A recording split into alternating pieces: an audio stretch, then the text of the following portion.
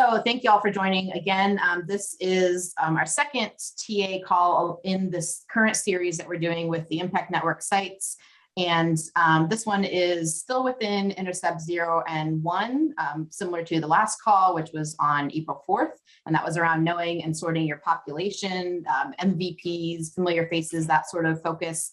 We have that recorded, so we'll send the link out again. And this is our second and last call within this kind of Intercept 0-1 space. And we'll talk about at the end of today, moving into Intercept 2 next. The 0 and 1 kind of topics got a lot of interest when we surveyed topics for TA a couple of months ago, and actually the Intercept 2 area got the most votes. So this is certainly a widespread area of interest for early diversion. So a couple of things to set the stage before I turn it over to our three presenters. This is a kind of a general grid from Apt Associates illustrating the options available at the point of 911 or dispatch. So obviously that looks different depending on your jurisdiction. We'll hear about intricacies from 3 different states today. But as we all know, since the 60s, 911 has been certainly the most visible resource for emergency response, and a lot of change and movement happening in the last couple of years around that area, and obviously implementation of 988.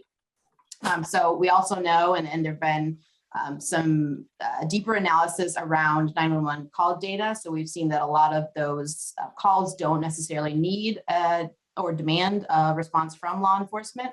And Vera in particular has done a lot of work looking at 911 call data. We've got a resource later on that. So this kind of foundational look at 911, certainly 988 and PSAPs, and what can be kind of reimagined or look different.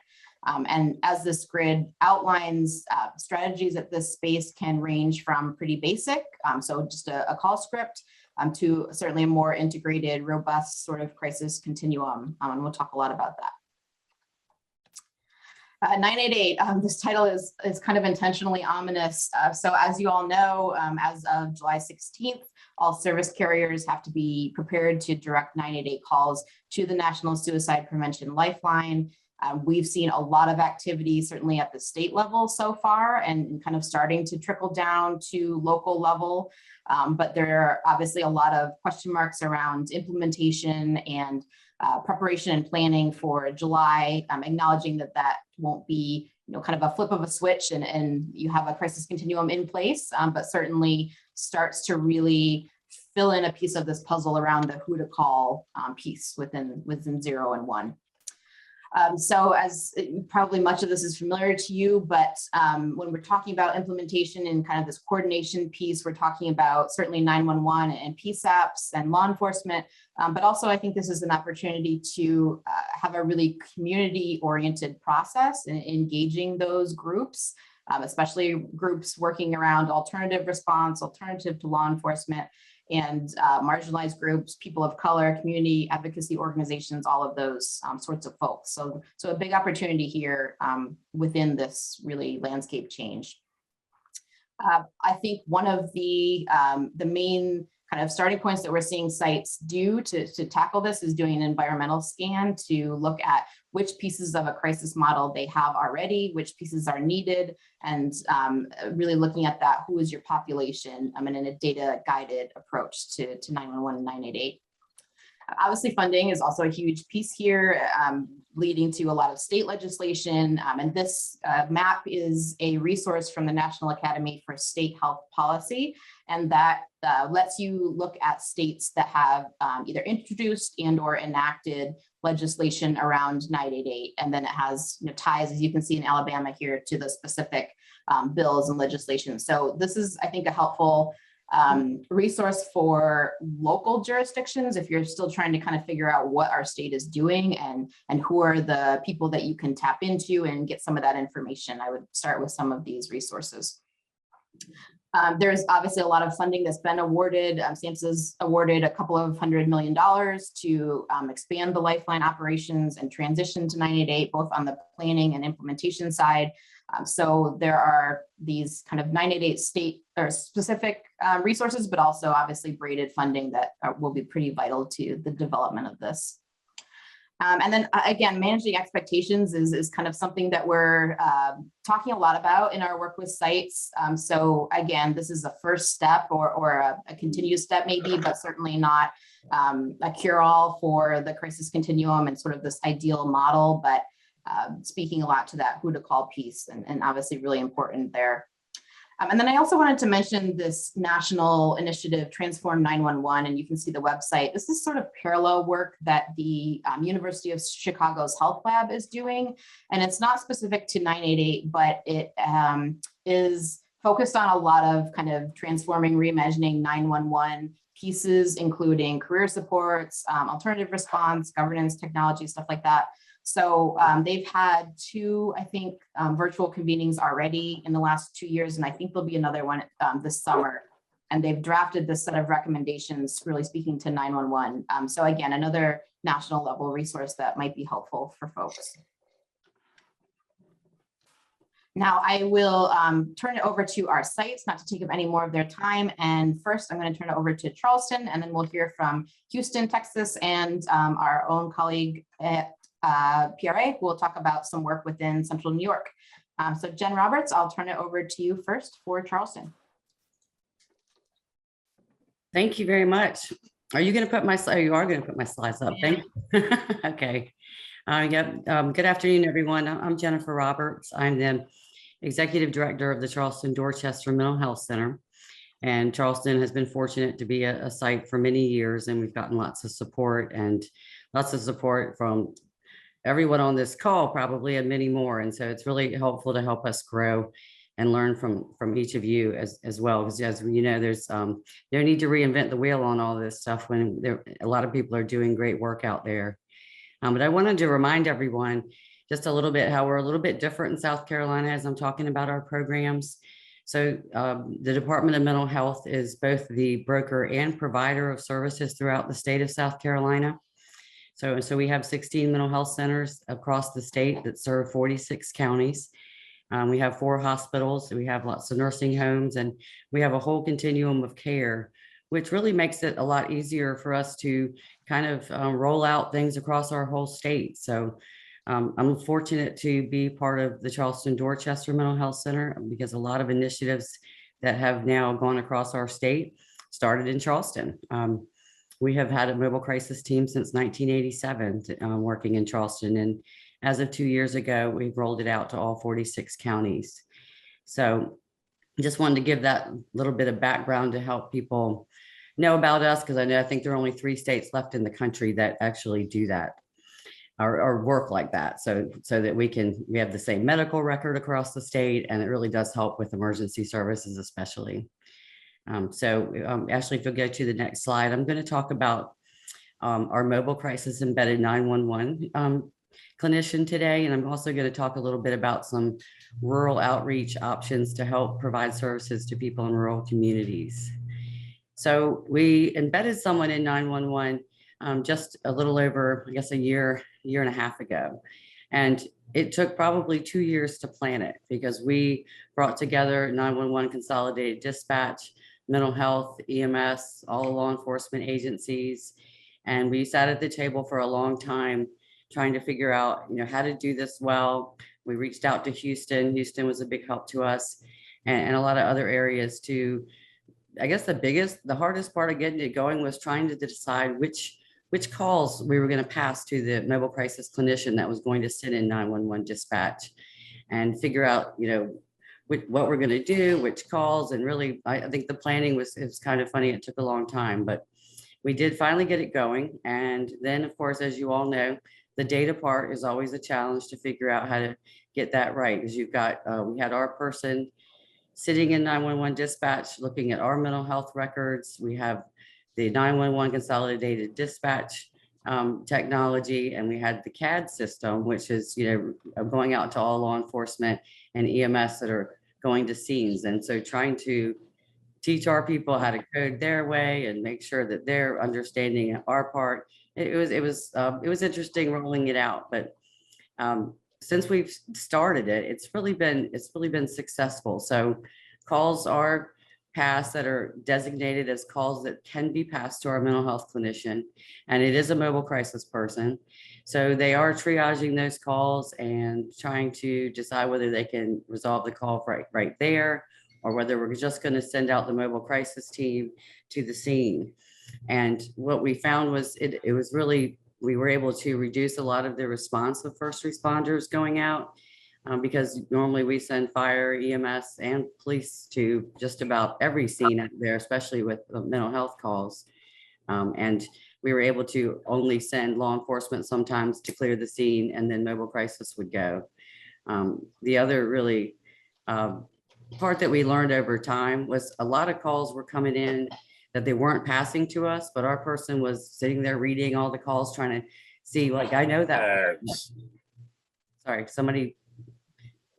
Okay, good. So anyway, so not all the calls were getting passed to our person, but our people were noticing that they had information they wanted to share. It may have been one of our mental health patients.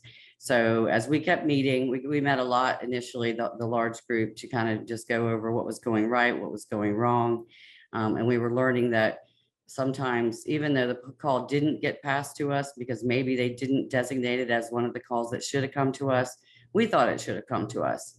So we decided then we would start just reacting to the call and adding information to the system, even though the call wasn't passed.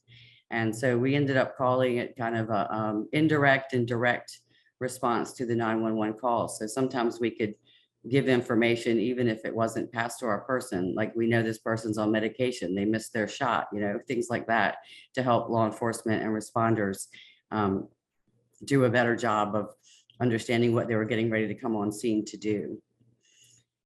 The really good part for us is if anyone in the state of South Carolina who happens to be in Charleston, and as y'all may know, Charleston's a big historic area and a big tourist spot. So we have people visiting us from all over the state all the time. So if a person's in Charleston, had a crisis, called 911, and our person was in the 911 center, we're able to look up their information from there for anybody in the state of South Carolina. And that was, we found really helpful, because we do have one medical record across the whole state. Ashley, if you'll go to the next slide, I'm going to show you some of the data that we've gotten. So as you can see, it started out kind of slow. It's still starting a little slow, but I was talking about the direct, which you'll see in blue. Those are the number of calls for our person sitting in 911. They're only there 9 to 5 right now. As a kind of starting point, we just went with our regular office hours, although we know probably 4 to 11 is when we're the busiest at mobile crisis, and so are they. So that is part of our next step planning, is to expand the hours, hopefully to 24 hours one day. But you'll see it wasn't until December of 21, where you see the orange, that we really started tracking the indirect assistance that we were given to first responders. And that's us just kind of writing in stuff into their system, even though the call didn't come to us. So we've taken 912 calls since we've started, and we are diverting a lot. And if you'll go to the next slide too, I'll show you some of the diversion things. So because we often send out several pieces of first responders, EMS, fire, and police, we noticed that over half of the calls, we are diverting at least some of the first responders. We're able to immediately connect mobile crisis. Our caller or person at 911 might be calling back to our center to go ahead and get mobile crisis on the way to a scene. So one of the things we found was before we were there, someone would call 911, police would go out, realize it was a mental health call, then call mobile crisis to come out. So it was speeding up the time that mobile was going to get to a scene, because we were calling them ourselves from 911 before even the decision had been made that they needed mobile crisis. So that part made everybody, things were working a lot faster. Another thing is as we're putting stuff into the CAD system, we have found that most of the first responders felt like they really had a lot more knowledge about what was happening about that patient right when they got to the scene. So it didn't take them as long to kind of figure out what the needs were. And I'm going to talk a little bit later about our telehealth use, but mobile crisis does do telehealth with a lot of law enforcement in Charleston and with EMS. And I'm going to talk a little bit about that too. But that would also get the telehealth calls done even faster, because we were already sending our mobile crisis team when they wouldn't have been sent out for at least, half an hour or so. And as you can see, most of the interactions we're doing are direct, meaning we actually took the call. They did pass it to us, but we are starting to increase the number of people that we're kind of helping in the background, just typing in information that we know about patients as they're on their way to the scene. You can go to the next slide.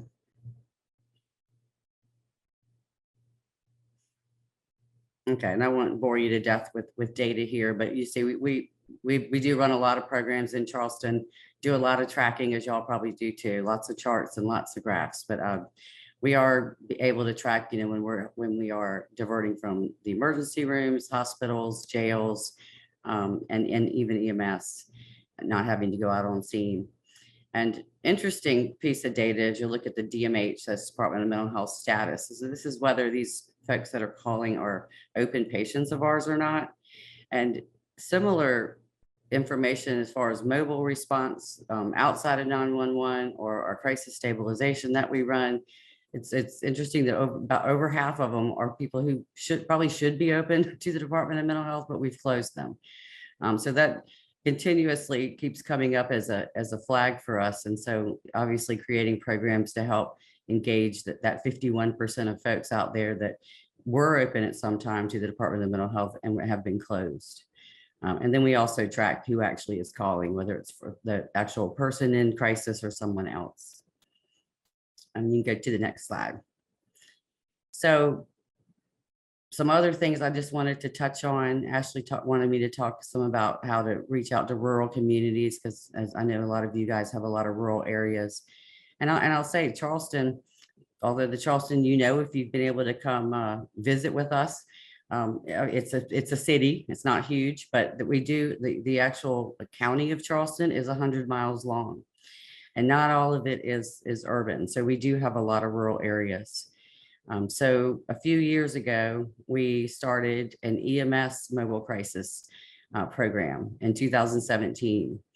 And so this was to kind of expedite, again, getting patients the help they need faster and not have to wait for police and everyone to respond to kind of figure out what to do.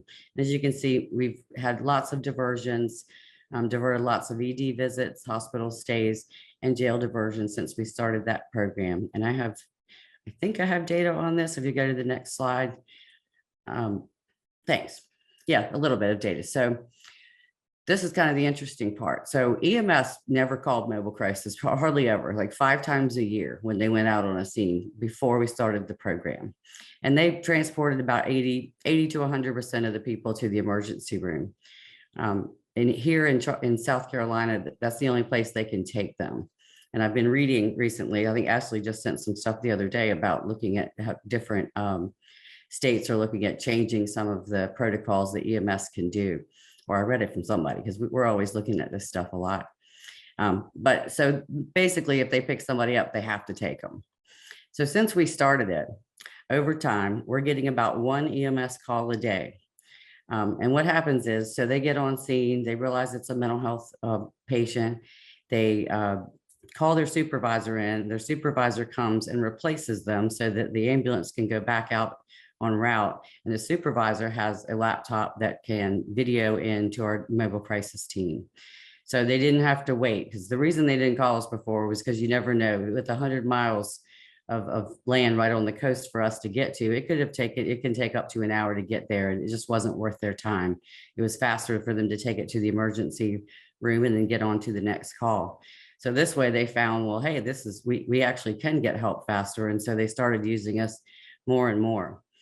And after we started to do it, they went from 80% of the calls going to an emergency room to 5% of the calls being transported by EMS. And about half of them were diverted from ever having to go to a hospital or an emergency room. And a small amount of them were diverted from jail. But one of the interesting things, lessons learned on this, even though EMS wasn't driving them somewhere, law enforcement was. So they ended up being the people that had to take them, because a lot of the folks that we were seeing had to be committed, and they had to go with law enforcement. Would you go to the next slide? Yeah, so as we kind of learned that, law enforcement were having to hang around anyway. EMS wanted them to stay on scene until they were done with the telehealth call, just mostly because they also had to make sure that they didn't have to take them somewhere. So the police decided, well, why don't we just get telehealth ourselves, and then we can let all of EMS go and not have to have the supervisor there. So over time, we expanded it to Mount Pleasant Police Department, Charleston City Police Department. We've recently added it to our jail here so that when Mobile Crisis is doing clearance assessments for folks going into jail or people coming out of jail, that we don't have to go out to the jail and assess them. We can do it via video. And we've recently expanded it to Somerville Police Department, and everywhere we go in every police department at this point, we're kind of like, hello, nice to meet you. Let's do telehealth. Because one of the things, Charleston's mobile crisis team is busier than all the teams in the state combined, just because we've been around longer. And those of you who may have been doing it for a while, you know, the longer you build your relationship with law enforcement, the more they're going to use you. Sorry, let me make my phone be quiet. We're doing a press conference for our conference today, so, which I'm also going to tell you about. So they're telling me how excited they are. So anyway, so we have been expanding it to law enforcement. And the good part is that way you can get into the rural parts of your state. You can easily have Mobile Crisis connect with law enforcement everywhere. It's pretty easy to do, or you just it's just like hopping on a Zoom call. He can even pass the computer to other people on the scene for us to get other information. Other ways to help is adding crisis intervention dual responder teams. We have added 2 in our Somerville area and 1 so far in our Charleston area, and those teams will also drive around with video capabilities so that the busy mobile crisis team can be more efficient. One of the things that happens with us, and I don't know if it happens with y'all, but we get backed up. We get backed up on calls because we have too many at the same time. So the more we can use telehealth, the more we can expand to the rural communities, and the more patients we can see with the amount of staff we have. And I'll say with telehealth and with embedding people, so we have clinicians embedded in almost all the police departments and sheriff's departments here. And what we found is, you know, the more we do with law enforcement, the more they call us. It's not that the mental health crises have increased, it's just that they know what to do. So we do a lot of CIT 40-hour training with law enforcement. Our embedded clinicians in the police departments have accidentally, they learn more about mental health by being there. They reach out to us, they ask us questions, and then they just tend to use us more. They're now dropping off patients at our mental health centers and our crisis stabilization center a lot because they know that's where they need to go instead of jail. So I can say the more we do with them, the more they want us to do with them. And that's why I think now all the CIT teams are starting to roll out, and they're really getting excited to do other things besides take people to jail. And if you'll go to the next slide. So my last thing I wanted to talk about as an option for serving the rural community is using RVs. So we have had an RV in Charleston, I don't know, probably 10 years. And over the past 3 years, I think we have rolled out RVs in all 16 mental health centers. And so this is a picture of ours. It's called Highway to Hope. It was named by our patients. And it goes out into the rural areas and parks itself at churches and health centers and schools. It even goes to homeless shelters. It seems to be a good separate office outside the homeless shelter for us to see patients there too. And it's just been really beneficial. We tell everyone the schedule kind of stays the same so patients know when we're coming. We put doctors on there to go out to. Telehealth, it doesn't work as well. I guess that's something we've got to figure out how to fix. And I know there's areas around the country that that have the bandwidth to do those kind of calls, even in the mountains. But everything we've tried on there just seems to not have a really good connection. But certainly using telehealth would be more efficient just to connect with our doctors instead of having to have them drive out there with the RV program. But it's a great way to also reduce stigma for mental health because we use them in parades and different kinds of community events. And of course, if there's some kind of community emergency, we go park our RV out there and give out water and food and whatever help we can give people. So that's another idea. If it's kind of a mobile office. So if you have the opportunity, we got most of them with grants. And it's been a really big help to kind of just be out there in different places that are rural and easy and harder to get to, and you can't afford to have a clinic there. Next slide. I think that's the end of my slide. So the only thing I kind of wanted to end with is please contact me if you have any questions. We do, and I've Ashley and them have put this up on the SJC site, but we do have a conference every year in Charleston. It's at the beautiful Gilliard Auditorium. It has 15 and a half CEUs, and we, as of last year, have it virtual and in person. And we've got entertainment, and it's a 2.5-day event. All the money raised goes to help patients of the Charleston Dorchester Mental Health Center. And it's a really great event. So if you're looking for CEUs, please check out the website and please join us. And I'd look at the chat and see if anyone had questions. Okay, so if anyone has questions for me, great, or you can put it on the chat later and I'll be happy to answer them. Thanks so much, Jen. I think we have probably squeezed more than our fair share of expertise from Charleston, but you can see why I love this mobile RV, and I can see those across Texas maybe. So give another space for any questions if folks want to unmute. Otherwise, we can also do that at the end. All right, then we will turn next to Houston, Harris County, Texas. And Kiara is the Crisis Call Diversion Program Manager at the Harris Center for Mental Health and Intellectual and Developmental Disabilities. And she's going to talk about the Crisis Call Diversion Program that actually influenced our third presentation in New York. So Kiara, are you on? Hi, everybody. Good afternoon. Thank you so much for having me. Bear with me with no video, joining with no video today. I'm actually at the dispatch center, so I'll be voice only, but I really am very grateful that you guys invited me to talk about our program today. If I could get the next slide, please, Ashley. So CCD started off as a very small team, actually much smaller than the picture that you have there, but we've always been an embedded co-located program here inside of the dispatch center. I believe we started off with 1 or 2 supervisors and a couple of crisis counselors, and being able to scroll through the computer-aided dispatch system inside of the dispatch center, looking out for very specific CIT or crisis intervention trained specific codes. These are the mental health codes that HPD will flag any calls that come in with a mental health component. If I could get the next slide. So today, CCD is a collaboration between the Harris Center for Mental Health and IDD, the Houston Police Department, where we started our partnership with them in 2016. And then in 2017, we added on the Houston Fire and EMS for any calls that come in with a mental health component but are specific that they want EMS response to their location. And then, of course, we're also partnered overall with the city of Houston. So all of these pieces have to come together in order for CCD to have been able to come to fruition and exist today.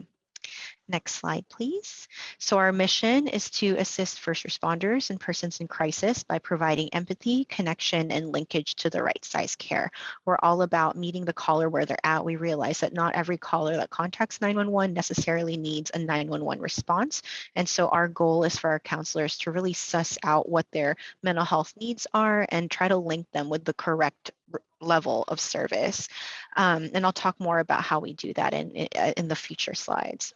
So just kind of as an overview of how calls come in and are triaged through 911, Houston 911's operations. So we have our 911 call takers who does the initial triaging of the nature of the emergency. They have tons of different questions that they'll ask to triage the emergency, but 2 of those questions triages for mental health. And if they respond yes to either of these, it'll result in a CIT or a mental health coded call. So they'll ask if the person that's calling, are you aware or do they appear to have a mental issue? And is this call in reference to their mental state? If the answer is yes to either of these, again, that results in the CIT code. And then for those calls that come in and say, hey, I have a mental health concern, but I want EMS to our location, those are routed to HFD side. And the HFD call taker will ask these additional questions. Is it any active attempt to harm themselves or anybody else? Are there any weapons involved? And then they'll also ask if the person is awake, if there's any bleeding, if they are breathing, and if the call is within CCD's operating hours, which now today we're 24 hours, they can be live connected over to CCD for that mental health risk assessment. Next slide, please. So these are just some of the common codes that we'll look out for. Typically, you see that there's code 2s, code 3s, code 4s, and 5s. As that code goes up in number, that's the higher priority. So typically, if it's the code 2, we'll accept it as a direct referral. Maybe if watch command or a dispatcher determines that CCD would be helpful on the call. However, those are more urgent, imminent risk type of calls. So we prefer to do maybe in the moment de-escalation. We might stay on the phone with the caller, build some rapport, try to do some safety planning while some form of response is en route. Anything that's a code 3 and up, we can actually open up in the call queue, review and confirm that it does have a mental health concern on it, and we can initiate an outbound call to the caller directly and start that mental health risk assessment. So again, if it's a code 2, it's usually something that is going to require a 911 response unless it's been downgraded, by a dispatcher or watch command at the beginning of the process. But if we find it on the call board as a code 3 and up, we can reach out to that caller. Next slide, please. This is just kind of a general bird's eye view of CCD's call flow. So a person dials 911, they either request police or medical, or sometimes both. They'll get a combined response. And if it's a code 2 and up, it is eligible. If it's a code 2 and up and has a mental health concern, it is eligible for CCD to at least provide an assessment. During that assessment, we'll do we follow the crisis intervention model. We'll employ some de-escalation techniques, some safety planning. We'll try to determine if there's any crisis or mental health referrals that could be appropriate. However, at no point in this process does CCD just pull the call off the board and clear it completely. It's still open and active and waiting for a response.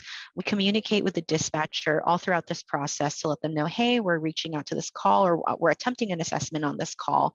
And then after we finish our mental health risk assessment, we'll also give them sort of a summary of the risk factors that we've found on the call. Person was suicidal with a plan to overdose, and we were able to safety plan, maybe get them to put the pills in the other room.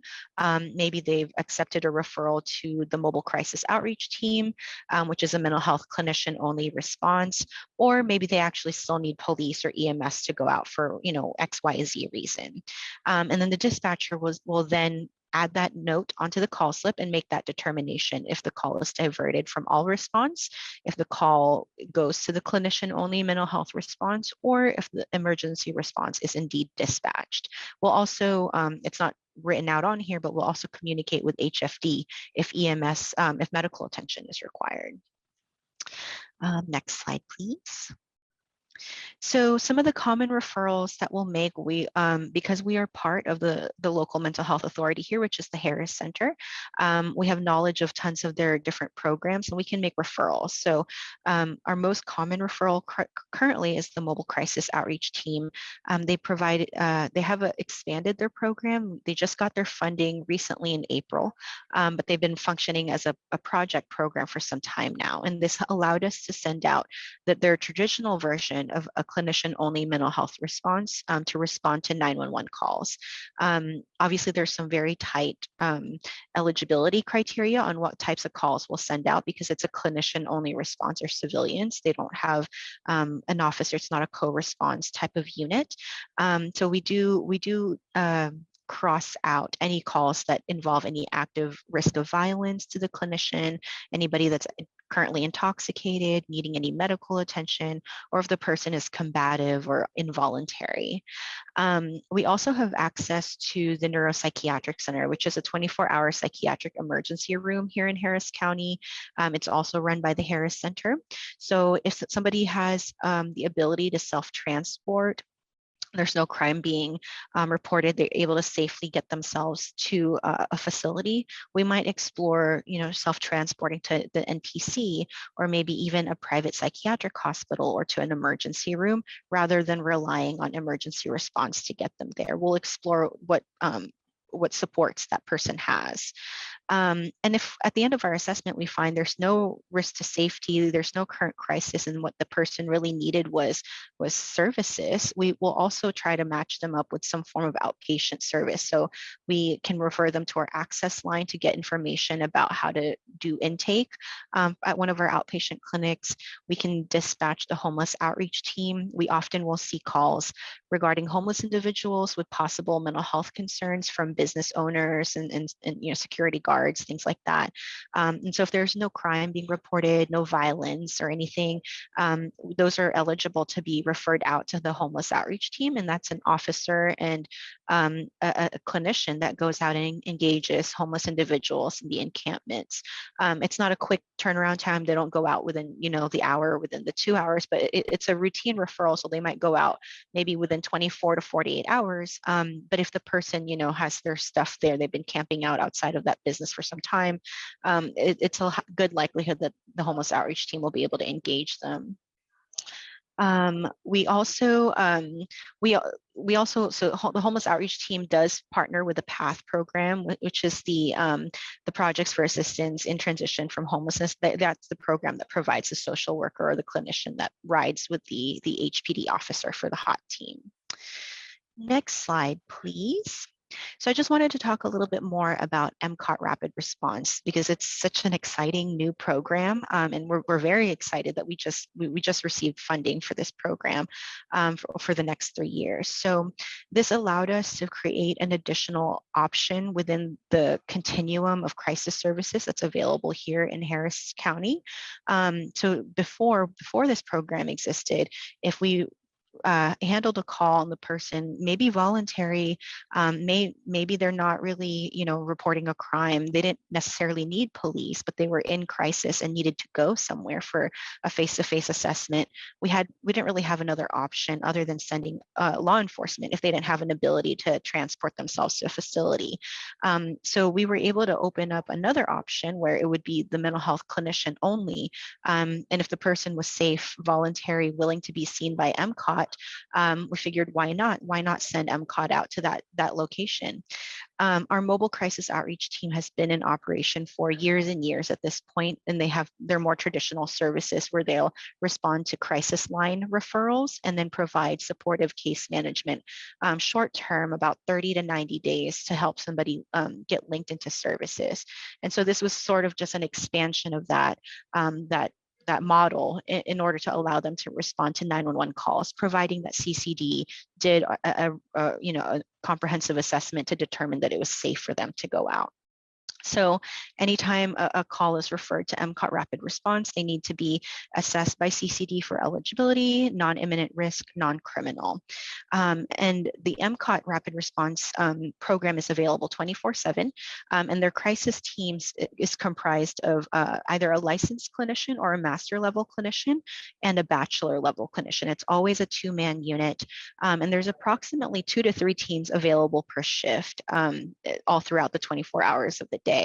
And so we're probably making anywhere from 70 to 90 referrals to the mobile crisis outreach team per month. Obviously, we're very conservative and we try to really weed out if something's not appropriate. We don't want to put anybody in danger, but we've been able to find different ways to make use of this resource. And I think we have some outcomes for them on the next slide. Yes, so we launched the project program in March of 2021. So these are just some stats as of the end of last year. As you can see, 42% has been resolved on scene, meaning either the person didn't meet crisis criteria, didn't require a higher level of care, or maybe they were able to be signed up into that traditional case management service, the short-term case management services that MCOT provides, so that they can get ongoing support to get into long-term services. An additional 24% were hospitalized or transported to the hospital and provided post-hospitalization follow-up by MCOT Rapid Response themselves. So they were able to put the person in their car, safely transport them to the hospital, and follow up with them, a week or so later just to check in if they needed additional support. So that makes it what, 60, over 60, almost 66% of the calls that we're referring to MCOT are able to be handled by that program in and of itself.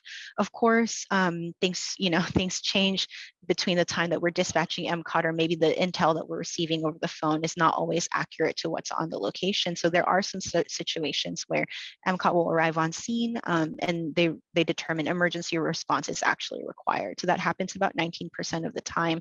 MCOT actually has been partnering with the mental health division with HPD to receive tactical training to help them better respond to escalations in situations whenever they go out. And this is an additional training that they had never really received in the past prior to the MCOT Rapid Response program existing. Or maybe sometimes the person has left, or they maybe it was a passerby that called and we couldn't locate that individual that needed help. So 15% of the time they were unable to locate upon arrival. I believe I have some stats on the next slide. So just kind of some bragging on the program. So since we've been in existence in March of 2016, we've actually diverted over 9,200 calls for service away from law enforcement, which is the equivalent of almost 16,000 hours of police time and over $1.6 million in first responder cost reallocation.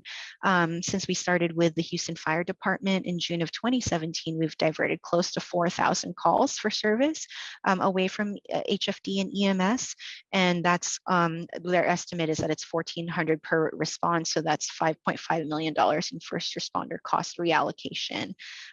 We always make it a point to sow some seeds for future services. So when we train our counselors, we talk to them about looking for different types of community referrals or Harris Center referrals that might benefit the caller, even if they're not going to act on it immediately, that they could just take a number. So we've provided almost 4,200 community referrals between mental health, substance use, primary care, and basic needs type of services. Being part of the local mental health authority, we also have access to their electronic health record. So we can actually cross-reference all of our callers, as long as we have the date of birth and first and last name, enough demographic info to try to identify them. But we can cross-reference with the electronic health record to see if they're active clients of the Harris Center. And so we've identified over 1,500 of those types of clients, and we'll provide a notification, an alert to their treatment team, just to let them know, hey, this person seems to be being serviced by the Southwest Clinic, for example.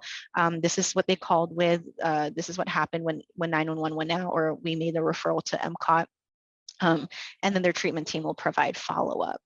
And we've completed over 3,400 safety plans with our callers, where we were exploring concrete strategies and coping skills, de-escalation techniques to help people stay safe until they get the help that they need.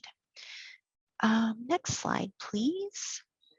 So some other successful models, we're often in communication with other communities that are in different levels of maturity in trying to implement some form of a diversion program.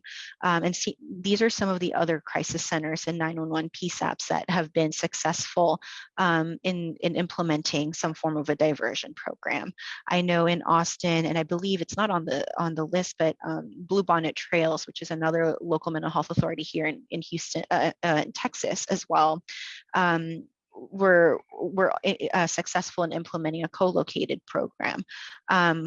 There's, depending on population size and really just what your PSAP or your 911 center is willing to work with, it's possible to do co-located or a transfer model.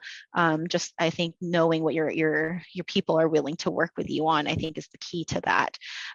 So crisis centers are definitely subject matter experts in crisis intervention work, doing the de-escalation of mental health crises, and they're a natural partner for 911 call centers.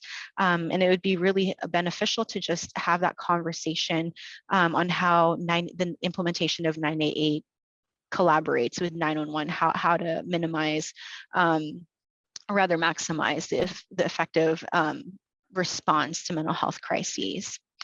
And I believe I just have a few success stories. I know I only had a short time, so maybe I'll just talk through these really, really quickly. This was a really great success story that illustrates how we can help people without really having to go anywhere else. Crisis call diversion is in and of itself the service. So in this call, an insurance representative contacted 911 to request the welfare check. They had a client calling their insurance line for some services, and throughout that conversation, they revealed that they were suicidal because some grief after their fiance had recently passed away. Oh, great! I'm glad to know I'm doing good on time. So our CCD counselor found the call on the call board, initiated the reach out call, and did the mental health risk assessment. During that conversation, the client said, yeah, I've been sad. Of course, my fiance died 3 months ago. She did have suicidal ideation, but she denied having a plan, intent, or access to means. It seemed like it was more passive suicidal ideation. She was depressed, thinks about dying, but she doesn't really want to die. So our counselor did, a lot of empathy, worked empathizing with the client's grief, exploring some of those coping skills and protective factors, and then they provided some referrals to the Harris Center, their crisis line, Bo's Place, which is a local grief support center here in Houston, and the Grief Recovery Center as well.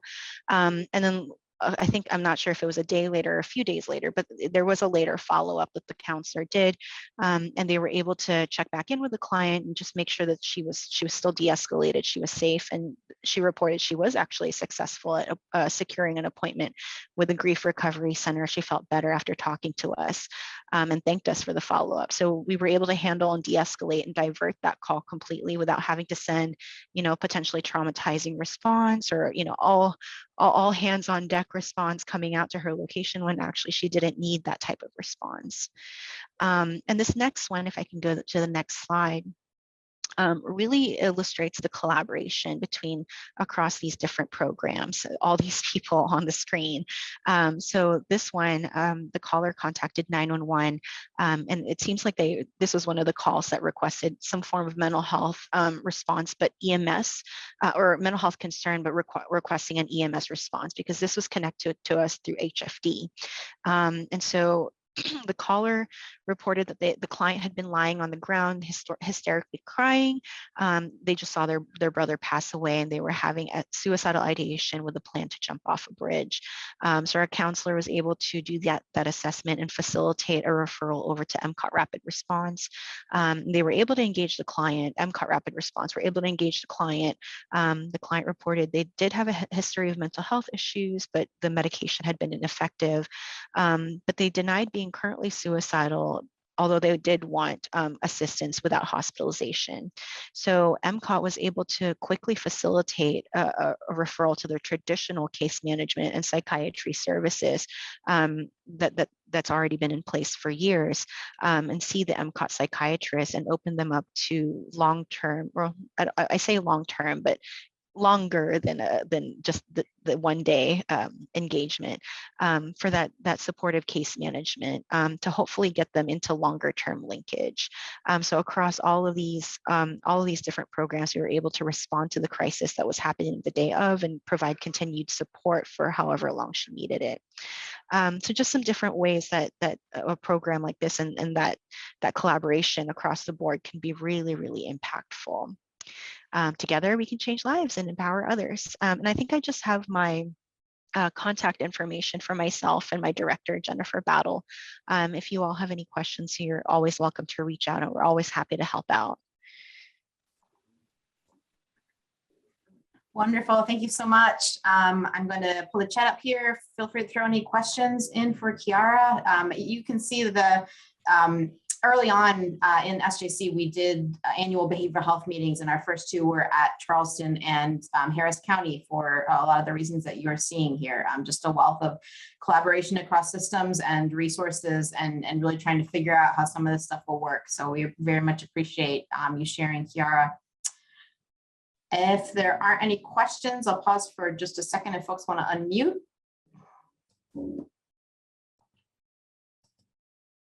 Okay, then I will turn it next to a colleague of mine at Policy Research, Michael Hatch, who will talk about some of the work he did prior to coming to PRA.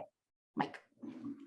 Thanks, Ashley. I've been with PRA just a little bit over a year now, and prior to coming to PRA, I was the director of crisis services and CIT coordinator for Broome County, New York.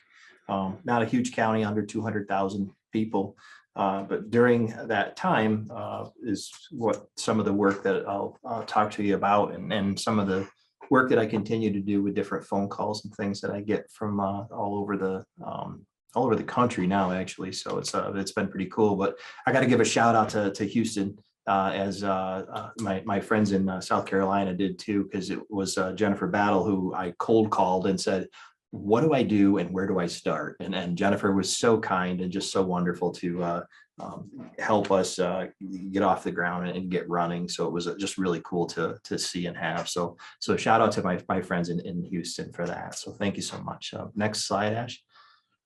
So I'll be talking about Broome County and the 911 Distressed Caller Diversion Program. We looked at this from the eyes of CIT. As a CIT coordinator, I wanted to find a way, as part of CIT, the T stands for team, not training. So training is a component of the CIT, but the other component of CIT is looking to transform crisis response systems. And that was one of the things that we wanted to look at and start. What's something that we can do to start working towards transforming our crisis response system? Next slide. This probably has some animation on it too, Ashley. So thank you. So as we started looking at it, this group is obviously no stranger to the sequential intercept mapping, and we had ours done back in 2015 by some PRA trained folks that were from the New York State Office of Mental Health. During that mapping, a couple of the things that we found were dispatchers desperately needed and wanted training in mental health and mental illness and awareness. And we also found that we had an over response to mental health calls, and every single mental health call was getting a police response. And we started looking at that and just saying that I think we can do better than just a police response on these calls. And that's where we kind of started. So probably some more animation on this one too, Ash. So, and you can go to the next slide. So we started a planning process, and we started working with the Office of Mental Health in the state. And it started as a multi-county collaborative initiative where we were all kind of getting together on meetings and having conversations. And after about week 3, it went from 6 counties down to 1. And it was Broome County that was left on the call that was looking to do this. And the other counties just weren't at the place where we were and ready to go. So we started putting together our stakeholders with 911, our law enforcement, our Office of Mental Health, our County Office of Mental Health, the mental health providers, and we were just starting a mobile crisis team at that time. So we wanted them involved in the process. Our receiving hospital was the location that was identified to actually for us to transfer calls to. They ran a crisis line, and it was already in place 24/7. So we figured that was a service that we could utilize as we look to start transferring qualifying calls to our crisis center. And then peers, individuals and families in crisis. And I love my friends in South Carolina when they're showing the RVs and it was actually named by their clients. And I just think that's such a cool thing, is because they play such an integral role in all of the work that we do. So that was just really, really cool to hear and say that. And so for planning and collaboration, it can really be anybody at that intersection of behavioral health related and particularly crisis response. Next slide. So we set out to identify what 911 diversion was for us, and it was to identify and refer qualifying non-emergency mental health calls, mental health related calls for an immediate connection to a counselor. We felt it was a better way to handle people and emotionally distressed callers. We wanted to make sure that in our mapping findings that we included some training for the dispatchers as we do this. So we looked at this as kind of an opportunity not only to change crisis response, but address the training needs of the dispatchers as well. So that was one of the things that we wanted to do is reduce the stigma and misunderstandings of mental illness and provide an additional service option. If it's a crime in progress, send the police. If it's a fire, send the fire trucks. If it's an EMS call, send an ambulance. If it's a qualifying mental health call, let's provide that option to our folks and provide that mental health clinician. So we kind of went to this with if it's a mental health call, when possible, it should receive a mental health response, not a police response. One of my favorite questions when we talk about this is liability. And I've heard that question a lot when we're on a lot of these 911 and 988 calls and the liability. Well, I don't know about transferring calls to somebody else because it's a liability. And we thought that, we would have an issue with our attorneys because this was something that wasn't being done back in 2017, 18 when we were starting this. It wasn't like, it wasn't really a hot topic, and there were only a few places such as Houston and others that were doing things like this. So we started looking at presenting it in the way that it's actually less of a liability to transfer a call directly to a mental health professional as opposed to send a police officer on a call. Many of the cases, if an individual mentions the word suicide, the law enforcement practices and training will pretty much in a sense, end at the fact that the person is going to a hospital. And that was, it's just without the lack of resources and things.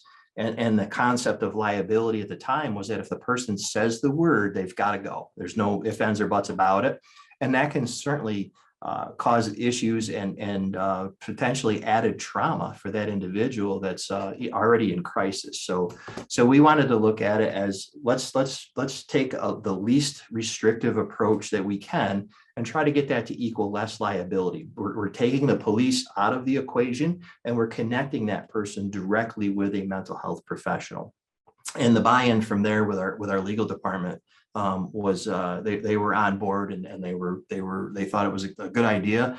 And knock on wood, there hasn't been any sort of lawsuits or anything that have came from that ever since implementation of this.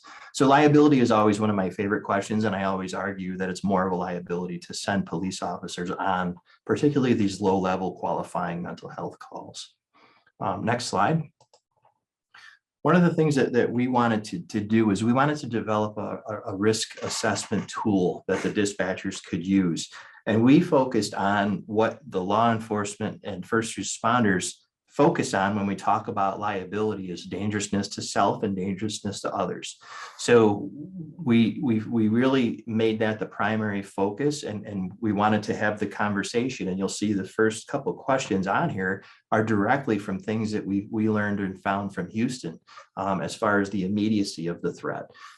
We wanted to start right there to know if it's an immediate threat that this is going to happen or is happening right now, then we still have to send our first responders and police on those calls.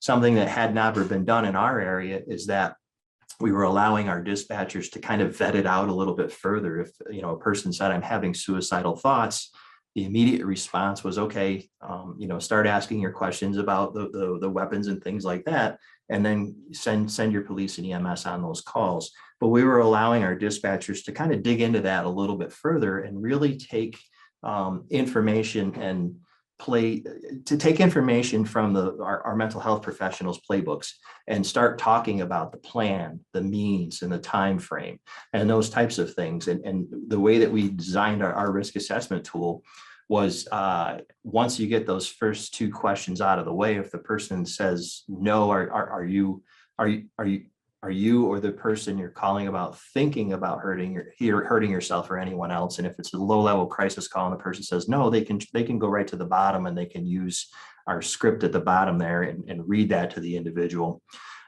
in the bottom right-hand corner of that.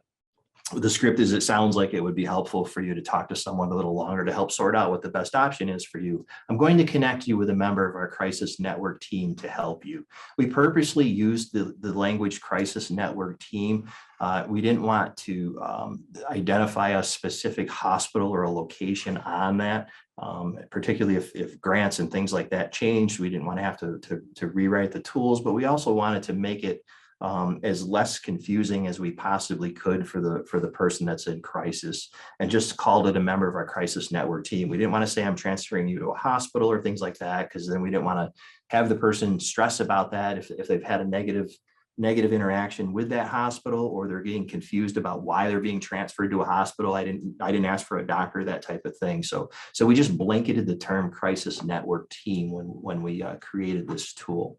So this is a laminated 8.5 by 11 sheet that sits on all 17 Broome County communication terminals, and they can pull it down and just utilize this tool if they have a call that they believe may qualify for transfer.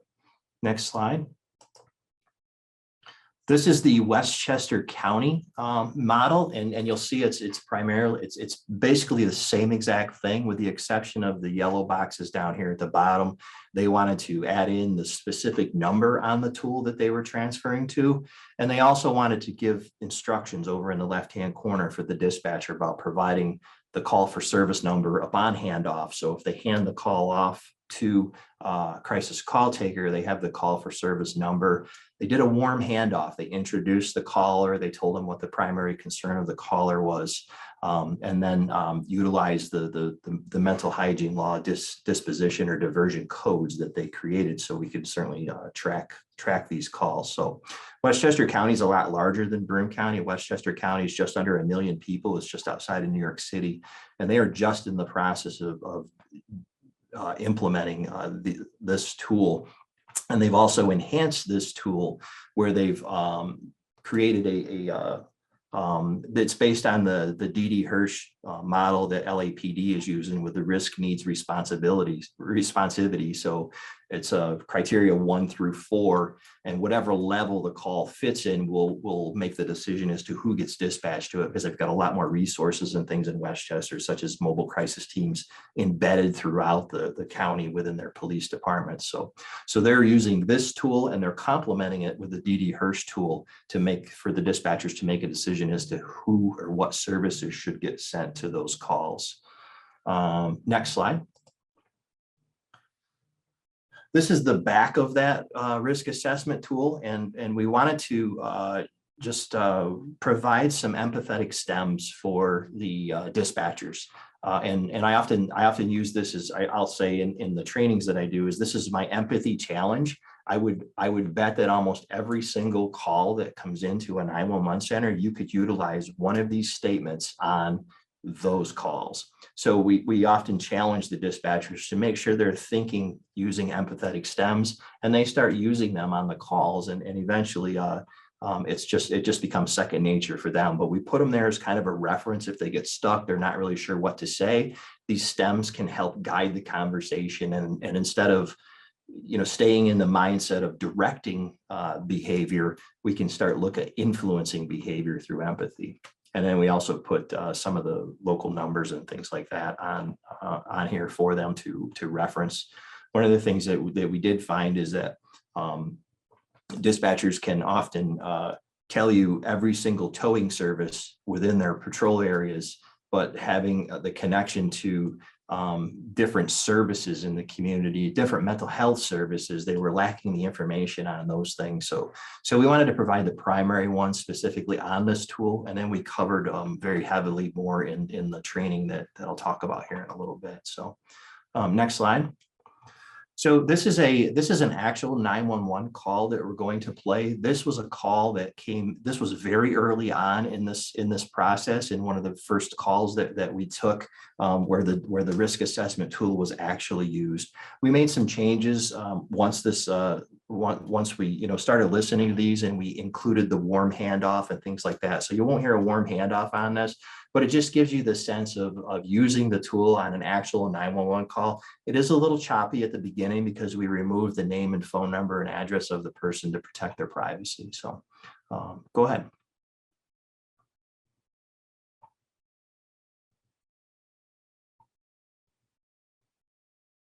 I can't hear it, Ash.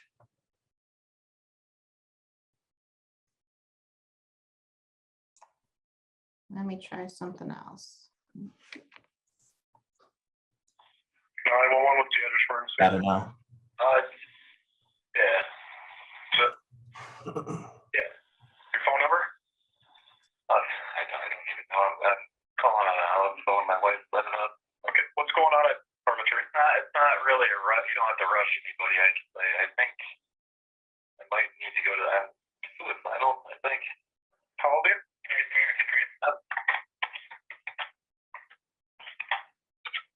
Okay, I'm gonna get you some help. I just got a couple questions I gotta ask you right now. Okay. Are you attempting to hurt or kill yourself or anyone else right now? No, I just have a lot of really bad luck. But not hurting anybody else. No. Understood. I just have to ask a couple more questions. Are you thinking about hurting or killing yourself or anyone else right now? Myself, nobody else. Yeah. Okay, and do you have a plan? How would you do it? Whatever works at this point, I guess. But I don't have a gun or anything like that. I don't know. Okay.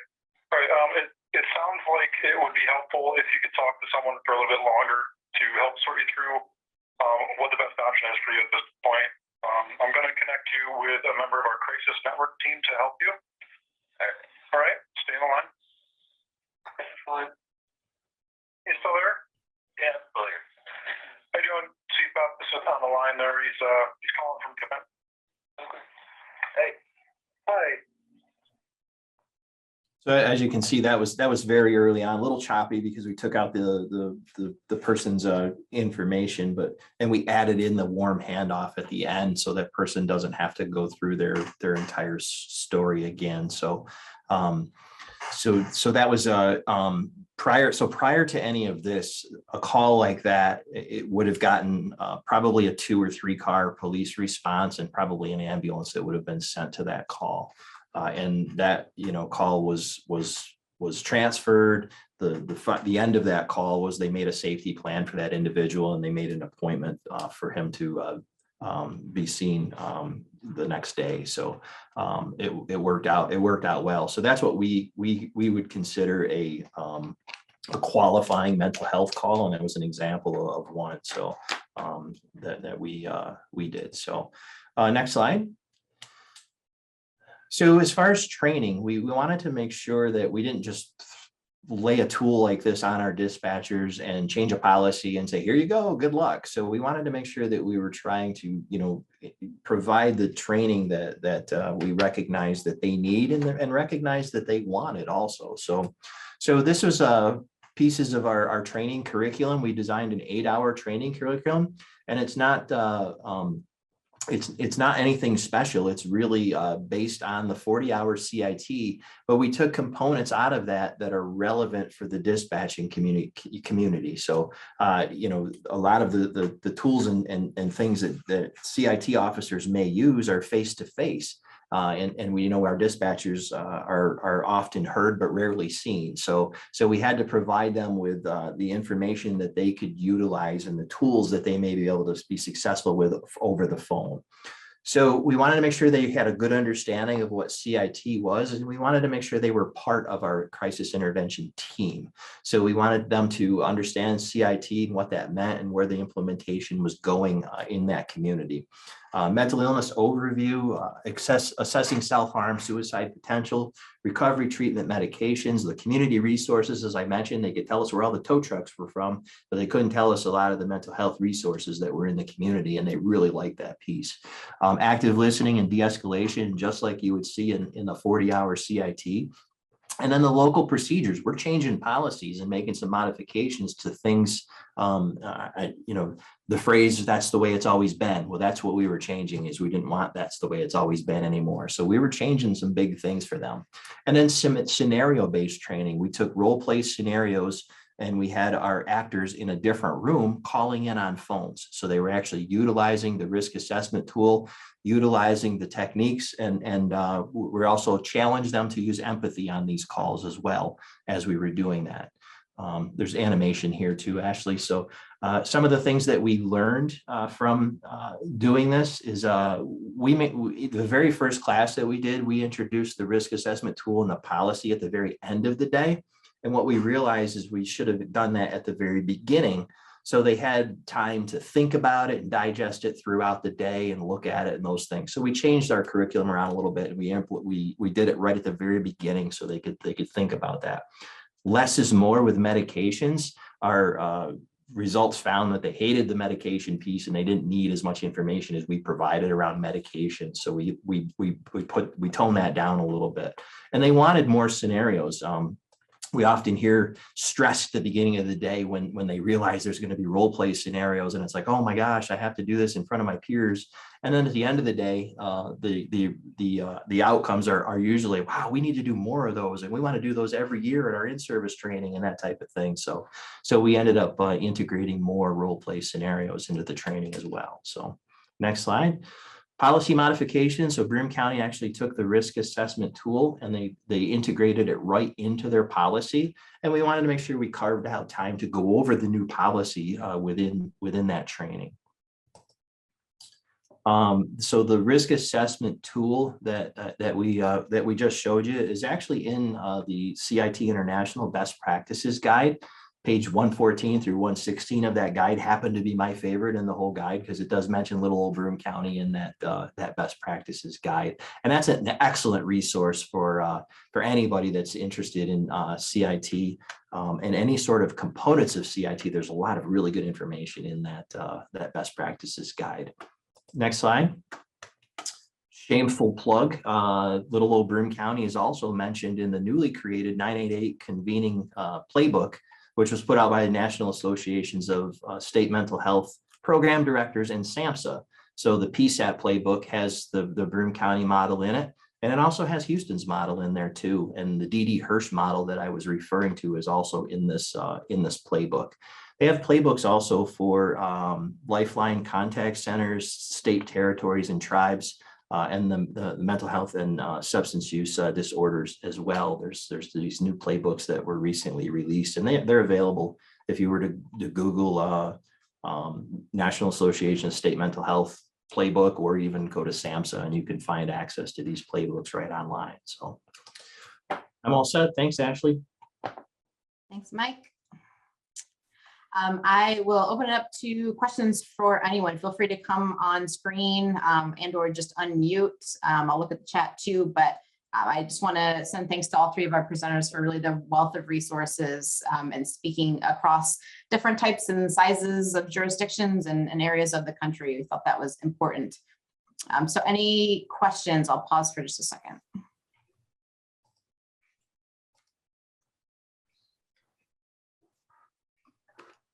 There is one thing I want to kind of pose to all three of you, and that's around call codes specifically, and potentially call takers assigning different codes, especially if there's a lot to choose from, and kind of confusion that might come out of that. And there was a little bit of mention specifically as far as codes, and PRI showed some of those, but what did you come into conflict with any stickiness around call codes specifically, and kind of how you handle those, and how two call takers might classify codes differently, any of those issues? So here in Houston, unfortunately, I wish I had access to their decision tree and to better understand really how they get to a certain code outside of those two mental health questions that I had shared. But the information that I've received is that it really depends on how the caller presents to the 911 call taker. Their computer-aided dispatch system has these special instructions that, depending on how they answer one question, it'll take them to the next question that's most appropriate. So if it's asking, are you currently attempting to harm yourself or somebody else? The next logical question would be, is there a weapon involved? And how many suspects, and so forth. So we really rely on the expertise of our partners. We didn't try to influence how those questions are coded or anything like that. So I wish I had more information to really answer that question. But so it really depends on how the caller presents and what type of information they're able to provide to the 911 call taker. We can also see codes being changed even after the call slip has been created. Once they're disseminated over on to the dispatchers, after we get some more eyes on the call slip, maybe they'll determine, or maybe they'll do a reach out call to the caller and get more information. They'll determine that this call is actually a different type of code, and the code can easily be changed at that point. We can also see codes being changed from CIT code or a non-CIT code, vice versa, both ways. So I guess that's my answer to that. We really rely on our partners' subject matter expertise when it comes to coding of the emergencies. And we'll rely on how they code it as a mental health call or what they put in the remarks section to determine, is it appropriate for CCD to take that call? Got it. Thanks, Kiara. And I'll speak for Charleston. We do some of the similar things that y'all are doing in Houston, and I know we're a lot newer at it. And I know as we're continuing to look at the success and areas in need of improvement, we'll say the mental health side will say, we think this should have been coded as a mental health call. And I don't know, I could get all the details that you guys showed in Houston, but so we're kind of learning day by day, honestly. It's like, maybe this should be included in the calls, and I think, Michael, you said it perfectly. Liability is a real concern to just start handing over things to the mental health center staff. But yeah, I do think that we're learning that we can expand. And I do think the same here goes for Charleston. They definitely have a script of questions, and it takes you down a path, and it belongs in both sides, but they're worried about the liability. So we're being very careful in Charleston as far as 911 consolidated dispatch. But I think and that's kind of where we came into the, well, can we just, can we respond regardless of whether or not you passed us the call? Because we may be able to help. And so I think we'll continue to learn and continue to reach out to Houston and even other places to do that. But we're day by day on learning what it coulda, shoulda, as far as the coding of the calls, for sure. One of the things that we did was we included the quality assurance designee from 911 in our trainings. And we made sure that he was very involved in the training process. So he had a good understanding of what our thoughts were, but we leaned on him completely to make the decisions as to who should get what call. And he did a very extensive review early on. If there were calls that he felt could have gone to a transfer, then I like to call those teachable moments. And he would, have conversations with the dispatchers and educate them regarding the services that are available, and remind them that this is a tool that can be utilized in a call like this. So we included quality assurance in that. He developed all of the codes in concert with his supervisors. And we had they ended up being CIT codes, which is they did like CIT code 1 was a transfer with no further follow-up needed. CIT 2 was a transfer plus mobile crisis dispatch. CIT 3 call came back from transfer, that type of thing for dispatch. So that's how they ended up coding them. It's I've heard many times, if you've seen one PSAP, you've seen one PSAP. So it's very, very different for all of the different public safety answering points, for sure. Yeah, thanks. I'm hearing the importance of this kind of feedback loop as a theme throughout. Thanks, everyone. Reggie, did you have a question? Yeah, I'm wondering, and Jennifer, you kind of brought up 988. So I'm wondering if all three of you could talk a little bit about how you think 988 is going to be incorporated, is going to impact some of the opportunities and challenges. And before I let you start, and Jennifer, I'll actually start with you. Thank you guys. Great presentations. And really, I think as across the country right now, folks are in the position of trying to really think about the importance of PSAPs, which have often been left off of being incorporated in really understanding that kind of nexus with crisis and kind of almost differentiating between crisis and emergency in some respects. So Jennifer, let me have you start with thinking about 988, and then I'll go to Mike and then Tiara. Great, thanks for letting me go first, because that lets me ask them questions too, because I was hoping to ask that. So just for our state, yeah, obviously we've been in planning like every other state, and just as some background, so we have one 988, Lifeline Center right now. It's in Greenville, South Carolina, and they are answering about 80% of the calls. And our planning group from SAMHSA's grant decided that South Carolina needed a second backup call center. And because our mental health center runs the statewide mobile crisis call center, 24/7. They thought what better place to put it would be in Charleston. So for me, it's really interesting, and that's what I'm hoping that you guys can give us some insight. And I'm probably going to bug y'all for the rest of my lives about this too, because we're in the very early stages of how to create a second 24-hour call center for emergency work, but it's not mobile crisis call center. So we are in the planning. And so my question to you all is, so we're hoping to back up the other center, have a completely separate call center from our mobile crisis call center.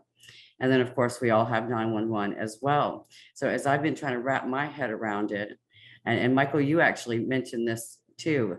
I mean, in talking to our 911 consolidated dispatch team, we've been saying it should be 4 things. It should be, EMS, law, fire, and mental health. So how do we tie 911, our statewide mobile crisis call center, and 988 somehow together technology-wise, so that when a caller calls any of those places, we can see each other's information as if we do pass it to a different place? Because we will be manning like 2 out of 4 of them, and maybe, so it's interesting to me, and I'm hoping there's some really great technology out there where, sitting in any one of our crisis centers in Charleston, we can see the other data and share the other data, so that callers don't have to tell that story about I'm suicidal to 3 different people before they actually get the mobile crisis team sent out. So that's where we are. We are taking on the new one. Don't have a place to put it yet. Don't have staff or a telephone. So we're just getting going, but I'm really interested to learn from you all. And I hope that, and I'm sure that I will be talking to lots of you a lot about this, since we are taking on the second center in South Carolina. Thanks, Jennifer. Mike, I'm going to go to you, but Jennifer, I know that you can do this. So I'm betting on you. Mike, any thoughts about that, or 988 in general? And then. Yeah, I think, the interesting thing with 988 is that it's a new number, but it's not a new system. The system is being enhanced, and it's it's got some funding and teeth now that it never had before. So I think that's a pretty cool thing and really neat. It's scary from the 911 perspective, because it's not a system that they've worked in or they've been integrated into yet. So I think a lot of the concern or questions not only revolve around liability for 911 folks, but also the geolocation. That's a big conversation right now. And how do we know where that call is coming from? The area code doesn't do us a lot of good, particularly with cells now. You could have a 607 Elmira, New York area code and live in California. It doesn't matter anymore. So those are some issues that have certainly coming up. I think it's really kind of changing the mindset of our 911 folks to make sure that they clearly understand that every emergency is a crisis, but not every crisis is an emergency. And really just kind of changing that mindset and understanding that our mental health professionals have been talking to people about suicide for years and years and years. And they come in and they have an appointment and they talk about their suicide ideation, and they leave that office with a safety plan. They don't just, it's not, they don't go to a hospital every single time. So it's a totally different mindset or change for 911 to really wrap their head around. And I think it's going to take a good amount of training and understanding and cross collaboration for 911 to get there. I think they will, but I think it's just going to take some time to really just wrap their heads around every crisis is not an emergency. Thanks, Mike. Chara, what's your thoughts? Oh my goodness, I love everything that Mike just said. I feel like you just made quite a few coinable terms in your response. Not every crisis is an emergency, and I totally agree with that. And like you said, 988 is a new number, but it's not a new system. Lifeline has been in operation for years and years, and our crisis lines, our crisis hotlines have been around for even longer than that, taking on calls and talking to people about suicide. Just like you said, not everybody that has suicidal ideation, or maybe even a plan or intent or access to means, immediately needs to go to a higher level of care. Sometimes it just takes, that moment of de-escalation, or I'm sorry, moment of being listened to and empathy to de-escalate that high risk, to help me maybe go home with a safety plan and feel like I was heard and somebody understood what my crisis was. So on that note, with CCD, one of the things that we've been doing, because our crisis line here in Harris County has been a lifeline partner for years now. So we've always incorporated, like I said, we like to sow seeds for future use. So we always provide our crisis line number as a resource at the end of our calls.